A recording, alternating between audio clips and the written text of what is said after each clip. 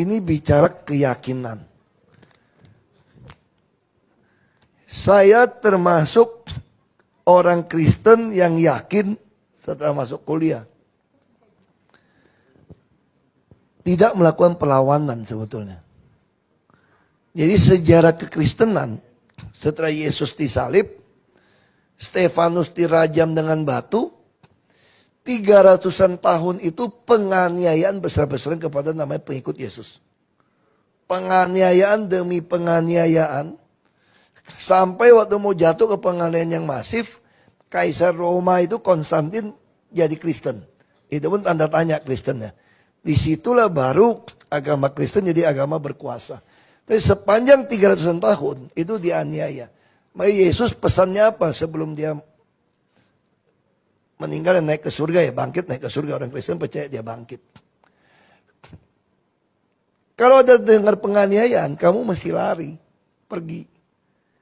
Berdoalah supaya nggak penganiayaan itu ada di musim dingin. Dan yang kasihan ibu-ibu yang hamil. Artinya saya ada penganut yang percaya. Kamu mau kejam pada saya pun, Allah yang kami kenal dalam Yesus Kristus itu adalah hakim seluruh bumi. Kamu mau berbuat apapun, kalau tanpa seizin Tuhan, nggak mungkin berlaku pada saya. Makanya waktu saya pilkada orang curang kepada saya, mereka bilang sama saya, gimana bos? Kalah. Saya bilang dicurangi pun atas seizin Allah. Tanpa izin Allahku dan Allahmu juga, saya bilang, tidak mungkin kamu berhasil mencurangi saya. Saya diizinkan oleh Allah, maka bisa masuk ke dalam Makobrimob. Tanpa seizin Allah, nggak bisa. Kalau saya tahu itu seizin Allah, kenapa saya mesti marah? Allah punya maksud baik kepada saya. Soal orang yang merancang kejahatan, biarlah Allah yang akan bertindak terhadap dia. Mudah-mudahan dia juga menjadi orang yang bertobat mengenal Allah. Sama kayak ditanya wartawan kasus sekarang soal salib gimana? Buat orang Kristen tidak akan marah sebetulnya. Ketika orang mengatakan salib ada jin atau apapun. Toh dia sedang berhadapan dengan Allah. Dan bagi iman saya, Allah saya itu Allah yang hidup. Allah yang sudah bangkit dari mati. Dia bisa berbuat apa saja. Dunia diciptakan dari dia. Jadi saya tidak. Nah, ini soal keyakinan saya.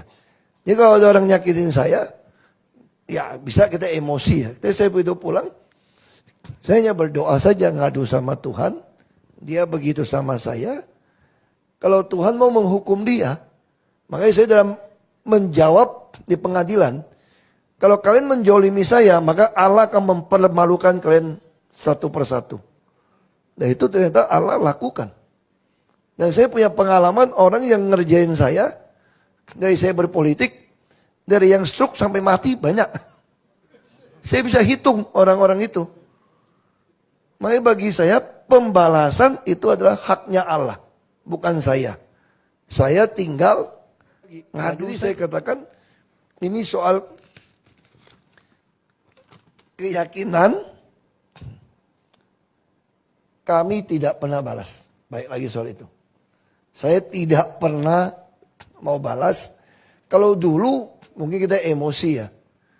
Nah, saya belajar menghadapi kasus demi kasus. Saya ditanya dari Romo. Ini mohon maaf bukan mau ngabar Kristen ya. Saya ditanya dari Romo. Saya bukan Katolik, saya Protestan. Makanya tukang protes melulu kan, Protestan. Saya Protestan. Itu Uskup Agung jenguk saya. Dia tanya satu pertanyaan menarik. Pak Ahok. Pak Ahok kan orang emosional.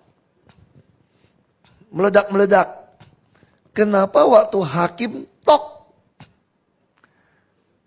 ketok palu yang tidak adil, memutuskan sesuatu berbeda dengan tuntutan jaksa loh sebetulnya. Walaupun hakim berhak, betul ya Pak ya? Jadi hakim memutuskan sesuatu berbeda sama pasal tuntutan jaksa. Supaya apa? Supaya bisa langsung kurung saya. Kalau pakai tuntutan jaksa kan maksimal 4 tahun. Nggak bisa langsung tangkap saya. Harus tunggu inkra. Tapi kepentingan politik, Ahok lebih baik dikurung. Kalau tidak dikurung, bunganya datang gitu banyak. 1.000 lebih orang datang ke balai kota sampai Oktober. Apa nggak kacau balau ibu kota? Satu-satu cara, masukin dia. Taruh di Cipinang, bahaya juga. Kau terbunuh gimana? Jadi saya dikarantina lah di Makobrimob. Nggak boleh lihat aspal. Nggak pernah tahu jalan di depan kayak apa. Itu terjadi sama saya. Terus si uskup tanya begini. Itu kan banyak wartawan sudah siap live. Kalau yang saya kenal Ahok itu, begitu keluar, pasti ngoceh gitu. Kan wartawan lagi. Semua stasiun TV nasional kan sedang live. Kok Pak Ahok juga nggak ngomong? Terus mukanya katanya, waktu dalam sidang itu, kok bisa begitu alami sampai nunduk lagi, hormatin tuh hakim. Harusnya saya udah khawatir Pak waktu nonton TV itu Pak. Saya pikir Pak Ahok akan loncat buka sepatu atau loncat timpuk itu hakim. Ini enggak.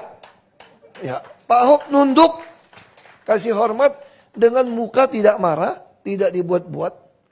Sampai turun dari mobil di Cipinang, kita lihat muka Pak Ahok kayak biasa aja. Nah saya jujur, waktu di mobil tuh kayak ikut tur, lucu loh. Wah seneng saya di mobil. Begitu masuk ke Cipinang, plang, saya dengar pintu besinya. Lagi plang, nggak bisa keluar lagi nih gue nih.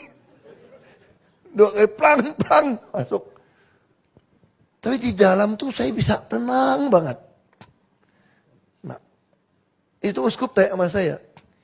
Saya bilang saya nggak bisa jelasin waktu itu. Ada damai sejahtera di saya yang saya nggak bisa jelasin sama orang.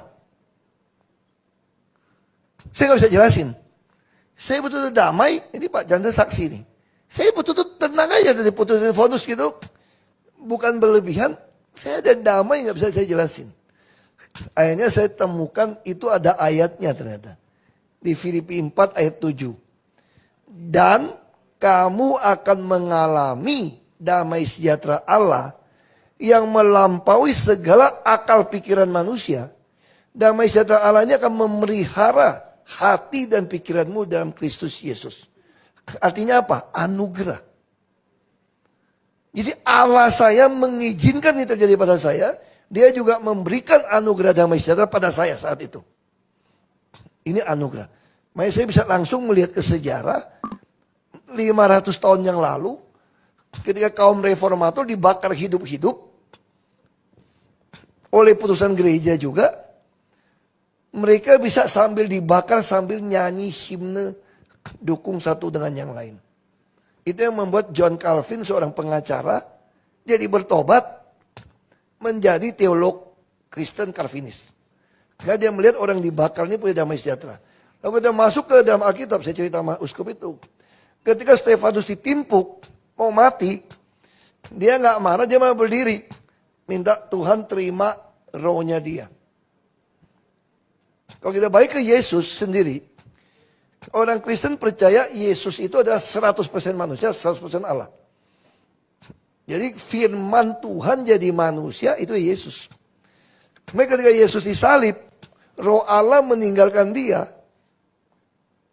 Harusnya secara psikologi dia teriak. Makanya dia teriak, Allah Allah mengapa kau tinggalkan aku?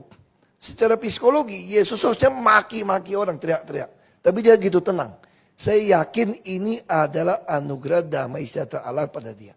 Itu yang saya alamin. Jadi saya percaya kalau Allah mengizinkan seorang jadi martir, ditembak pun, dihukum pancung pun, dia pasti punya damai sejahtera itu. Asal itu dari Allah. Dan dia tahu Allah nggak pernah salah. Ini anugerah. Lalu yang kedua saya bilang, ini memang usaha kita. Usaha kita ada di mana? Ini Kolose 3 ayat 15. Kalau usaha itu begini mulainya. Hendaklah. Berarti kita mesti lakukan nih.